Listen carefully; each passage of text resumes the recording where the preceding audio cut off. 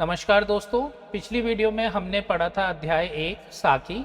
इस वीडियो में हम करेंगे इससे जुड़े सभी प्रश्नोत्तर जो कि लिया गया है कक्षा 10 विषय हिंदी की किताब स्पर्श से। चलिए शुरू करते हैं। प्रश्न अभ्यास क निम्नलिखित प्रश्नों के उत्तर दीजिए। पहला, मीठी वाणी बोलने से औरों को सुख और अपने तन को शीतलता कैसे प्राप्त होती है? उत्तर, मीठी वाणी बोलने से औरों को सुख और अपने तन को शीतलता प्राप्त होती है, क्योंकि मीठी वाणी बोलने से मन का अहंकार समाप्त हो जाता है। यह हमारे तन को तो शीतलता प्रदान करती ही है तथा सुनने वालों को भी सुख की तथा प्रसन्नता की अनुभूति कराती है। इसलिए सदा दूसरों को सुख पहुंचाने वाली व अपने को भी शीतलता प्रदान करने वाली मीठी वाणी बोलनी चाहिए। प्रश्न 2, दीपक दिखाई देने पर अंधियारा कैसे मिट जाता है? साखी के संदर्भ में स्पष्ट कीजिए। उत्तर, दीपक में एक प्रकाशपुंज होता है जिसके प्रभाव के कारण अंधकार नष्ट हो जाता है।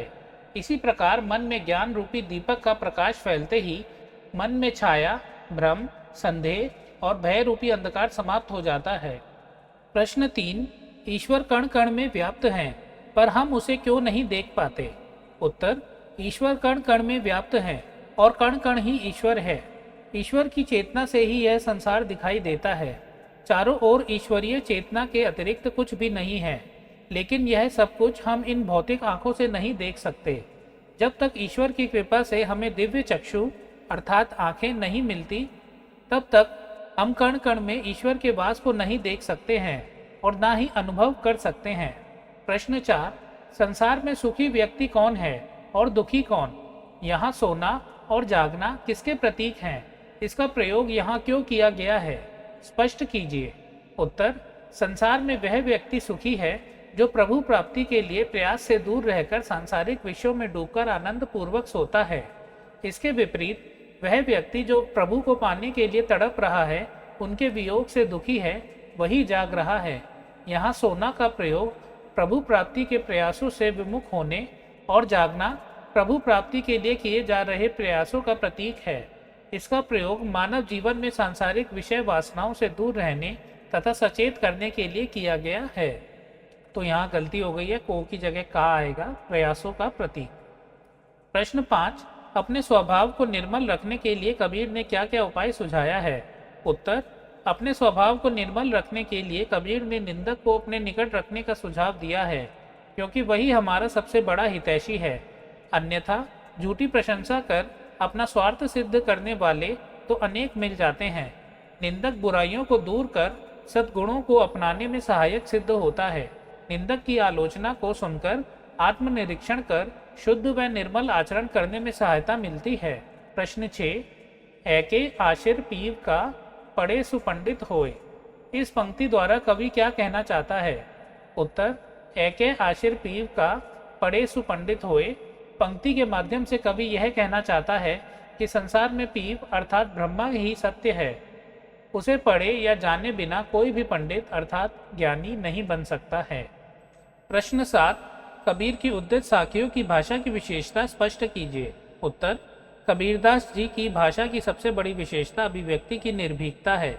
अपनी शिक्षा के बारे में बताते हुए उन्होंने कहा है कि मसी कागज छुयो नहीं, कलम गही नहीं हाथ, अर्थात उन्होंने कभी भी कागज और कलम को हाथ तक नहीं लगाया। कबीर की भाषा को सदुकड़ी भाषा या खिचड़ी भाषा की संज्ञा भी दी गई है। उनकी भाषा में एक से अधिक भाषाओं का प्रयोग मिलता है। उनकी भाषा में एक ऐसा सौंदर्य है जो अन्यत्र कहीं देखने को नहीं मिलता है। हृदय से निकली अभिव्यक्तियों के कारण उनकी भाषा सहज, सरल और मन पर सीधा प्रहार करने वाली है। ख, निम्नलिखित का भाव स्पष्ट कीजिए। पहला, विरह भुवंगम तन बसे, मंत्र न लागे कोई।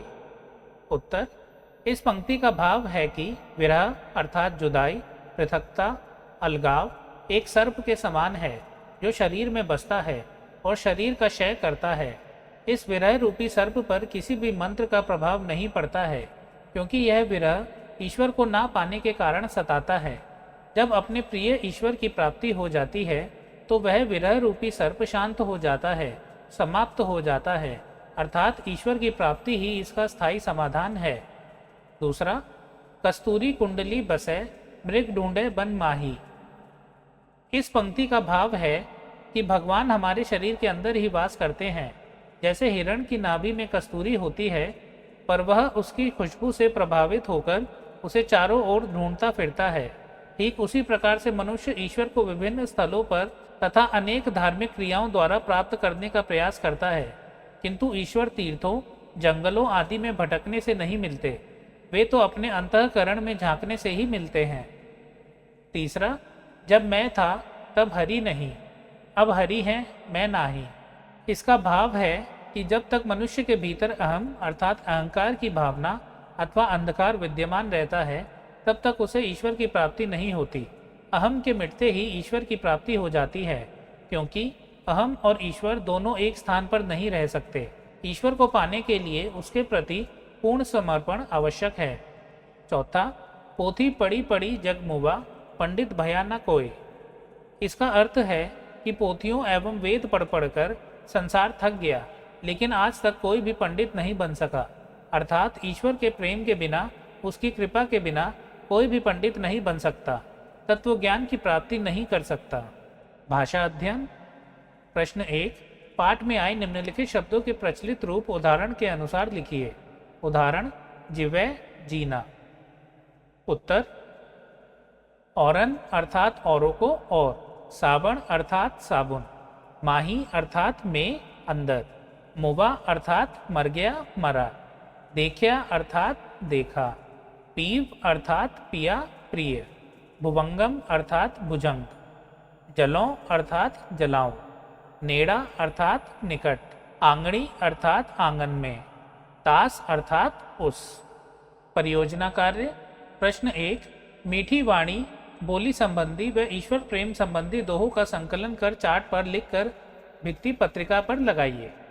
उत्तर, मीठी वाणी, बोली संबंधी दोहे। पहला, बोली एक अमोल है, जो कोई बोले जानी, ये तराजू तौली के तब मुँह भार आनी। कागा काको सुख हरे, कोयल काको दे, मीठे वचन सुनाए के जग अपनों करी ले। तीसरा, मधुर वचन है औषधि, कटुक वचन है तीर, श्रवण द्वार हवे संचरे, साले सकल शरीर। ईश्वर प्रेम संबंधी दोहा। रहीमन बहु भेषज करत, व्याधि न छाणत साथ, खग मृग बसत अरोग, बन हरि अनाथ के नाथ। दोस्तों, हमने ये सभी प्रश्नोत्तर कर लिए हैं। भाव स्पष्ट भी हमने सारे पढ़ लिए हैं। भाषा अध्ययन में भी हमने ये प्रश्न कर लिया है। योग्यता विस्तार। साधु में निंदा सहन करने से विनयशीलता आती है तथा व्यक्ति को मीठी व कल्याणकारी वाणी बोलनी चाहिए। इन विषयों पर कक्षा में परिचर्चा आयोजित कीजिए।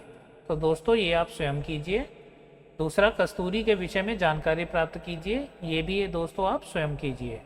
परियोजना कार्य में हमने पहला प्रश्न कर लिया है। दूसरा, कबीर की साखियों को याद कीजिए और कक्षा में अंत्याक्षरी में उनका प्रयोग कीजिए। तो दोस्तों, ये भी आप स्वयं कीजिए। दोस्तों, इसी के साथ हमारे प्रश्नोत्तर यहीं समाप्त होते हैं। आशा करता हूँ आपको ये वीडियो अच्छी लगी होगी। अगर आपको ये वीडियो अच्छी लगी तो इसे लाइक कीजिए और अपने दोस्तों के साथ इसे शेयर कीजिए। आप अपने सजेशंस भी कमेंट बॉक्स में डाल सकते हैं। अगर आपने अभी तक मेरा चैनल सब्सक्राइब नहीं किया तो इसे सब्सक्राइब कीजिए और बेल आइकन भी दबाइए, ताकि नए वीडियोज़ के नोटिफिकेशन आपको मिलते रहें। मिलते हैं नेक्स्ट वीडियो में। तब तक आप अपना ध्यान रखें और बड़ों का आदर करें। मैं हूं वैभव, NCERT हिंदी ट्यूटर। वीडियो देखने के लिए आपका धन्यवाद।